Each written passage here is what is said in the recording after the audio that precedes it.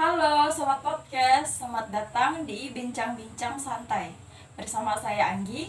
Hari ini kita akan membahas topik yang tengah diperbincangkan di Indonesia, yaitu penurunan angka pernikahan di Indonesia. Ya, seperti kita tahu, pernikahan adalah tradisi yang mengakar dalam budaya Indonesia.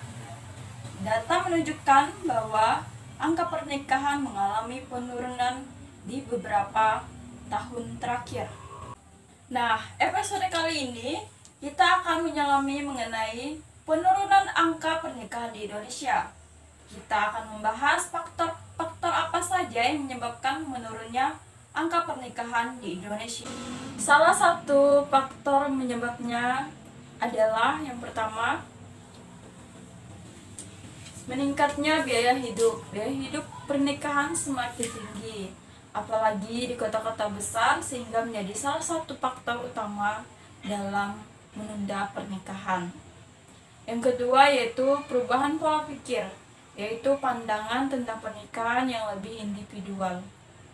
Yang ketiga, karena ekonomi. Sekarang ini di Indonesia sudah susah sekali untuk mendapatkan pekerjaan, sehingga dapat menjadi faktor penyebabnya. Ya, sekarang kita akan menghadirkan bintang tamu kita bersama Ibu Juni. Selamat datang Ibu untuk podcast pada kali ini. Ya, Selamat malam Ibu, terima kasih telah menyempatkan waktunya untuk hadir dalam podcast ini. ya selamat malam juga Mbak. Ya, sebelumnya apa kabar Ibu? Baik, Oh iya, syukurlah kalau begitu. Nah, Bu, kan banyak sekali nih sekarang berita mengenai turunnya angka pernikahan di Indonesia. Kira-kira menurut Ibu apa yang menyebabkan terjadinya penurunan angka pernikahan di Indonesia? kemungkinan faktor karena banyak anak muda kini lebih mengutamakan karir dan kebebasan pribadi sih Mbak. Oh, seperti itu ya. Ya benar sekali sih Bu, anak muda zaman sekarang emang lebih mementingkan diri mereka. Selain itu, apakah ada faktor lain yang dapat dipertimbangkan Ibu? Ya tentu ada. Faktor perubahan norma dan nilai sosial, hari ini pernikahan tidak lagi dianggap keras bagi setiap orang, banyak yang memilih hidup sendiri. Menarik sekali ya Bu. Lalu dampak apa saja sih sehingga membuat terjadinya menurun angka pernikahan? Dampaknya banyak, bisa saja mengurangi angka perceraian dan lain-lain. Oh, apa karena faktor ekonomi juga dapat mengaruhinya? Ya tentu, karena situasi ekonomi yang tidak stabil dan pekerjaan tidak menjanjikan tentu membuat orang ragu untuk menikah, seperti itu Mbak. Menarik ya Bu, ya seperti kita tahu negara maju yang angka pernikahannya juga sedikit seperti Korea dan Jepang, karena hidup di sana juga sangat-sangat besar. Apakah Indonesia juga mengalami hal tersebut? Ya, sekarang gaya hidup sudah sangat besar sekali ya Mbak, sehingga menjadi faktor utama menunda pernikahan. Untuk ibunya sendiri, apakah ada rencana untuk menikah? Kalau untuk saya sendiri, saya merasa mental saya belum siap untuk menikah. Karena saya orangnya suka overthinking, jadi takut untuk melangsungkan pernikahan Mbak. Oh, seperti itu.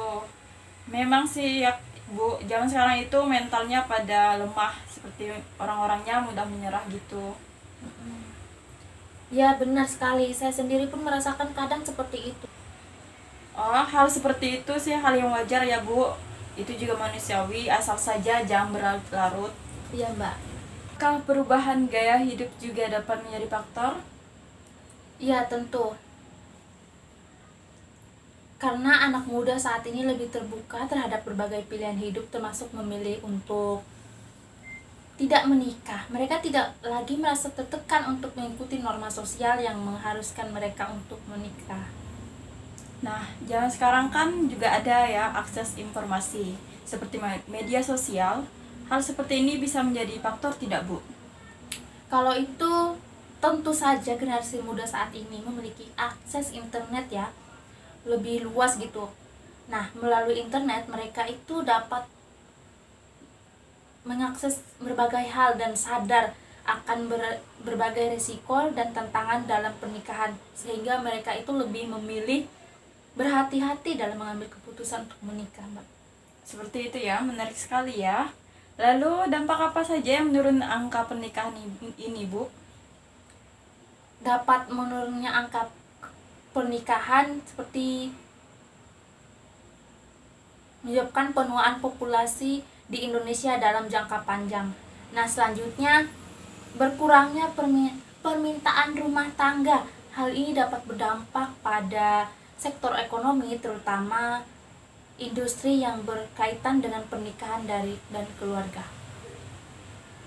Selanjutnya, perubahan struktur keluarga. Dengan semakin banyak orang yang memilih untuk tidak menikah, struktur keluarga tradisional akan semakin berkurang, Mbak.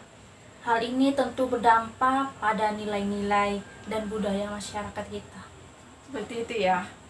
Seterusnya, bagaimana Bu menurut Ibu apa yang bisa dilakukan untuk mengatasi penurunan angka pernikahan ini? Bisa saja pemerintah dan masyarakat mengatasi masalah ini. Pemerintah perlu membuat sebuah kebijakan yang mendukung pernikahan, seperti memberikan intensif ekonomi bagi pasangan yang menikah muda atau membantu pasangan muda dalam membeli rumah. Masyarakat juga perlu mengubah pola pikir tentang pernikahan dan mendukung pilihan hidup setiap individu, Mbak. Oh, seperti itu ya, Bu. Apakah dengan perubahan pola pikir ini banyak perempuan yang semakin mandiri seperti Ibu contohnya? Ya, apalagi saya kan perempuan ya, Mbak ya. Jadi saya semakin ingin mandiri dan diakui, sehingga mereka tidak ingin menyerahkan hidupnya kepada institusi keluarga yang kadangkala mengalami kekerasan dalam rumah tangga, Mbak. Oh, seperti itu. Selanjutnya, apakah ini dapat menjadi upaya untuk mengurangi pernikahan dini? Untuk upaya seperti menekankan pernikahan usia dini harus konsisten ya, Mbak, untuk mewujudkan generasi penerus yang tangguh dan berdaya saing. Nah, apakah karena negara asing sehingga membuat rendahnya minat orang-orang terhadap pernikahan? Bisa jadi ini bisa dapat menjadi salah satu faktor ya, Mbak ya, seperti yang juga terjadi di beberapa negara lain. Contohnya kata Mbak tadi ya, seperti di Jepang dan Korea, sehingga memicu permasalahan terkait penurunnya angka kelahiran dan krisis populasi. Menurut Ibu, upaya ini yang dilakukan apa saja? Menurut saya dengan demikian, upaya untuk menekan angka pernikahan di Indonesia ini kita harus melakukan dengan berbagai cara ya, Mbak ya, dan mendukung semua pihak untuk mewujudkan generasi penerus yang tangguh dan berdaya saing. Baik Bu, saat ini kita sudah berada di penghujung acara di podcast kali ini. Saya mau bertanya nih Bu, apa sih pesan dan kesan Ibu untuk hasil bincang-bincang santai kita pada malam hari ini, untuk pendengar dan untuk diri saya sendiri mungkin?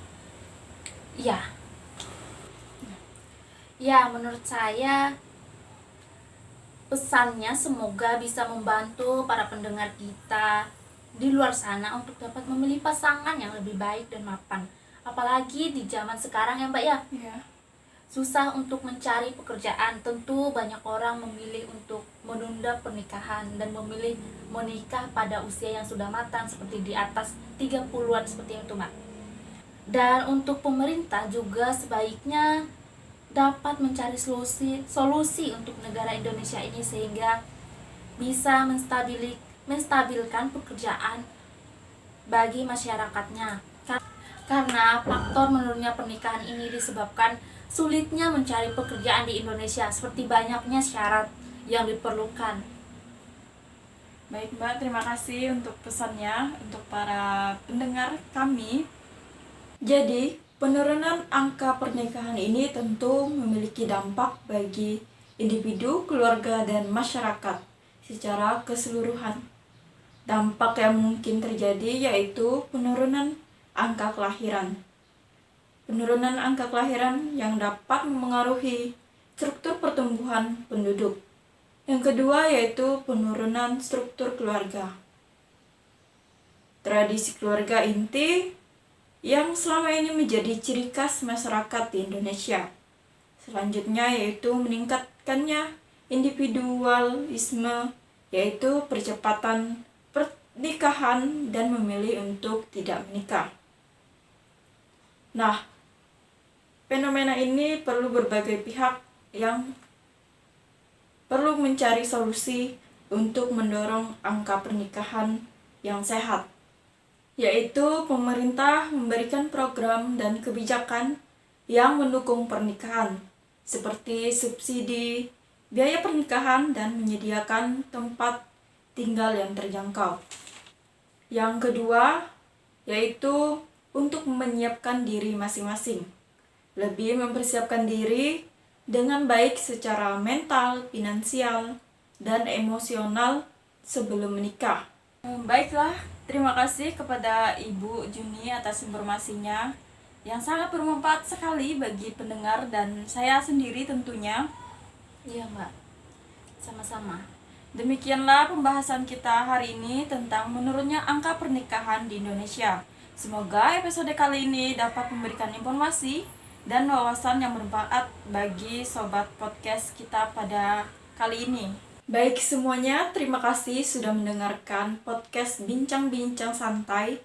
Jangan lupa berlangganan dan bagikan podcast ini kepada teman-teman Anda. Sampai jumpa dan terima kasih. Selamat bertemu di podcast selanjutnya.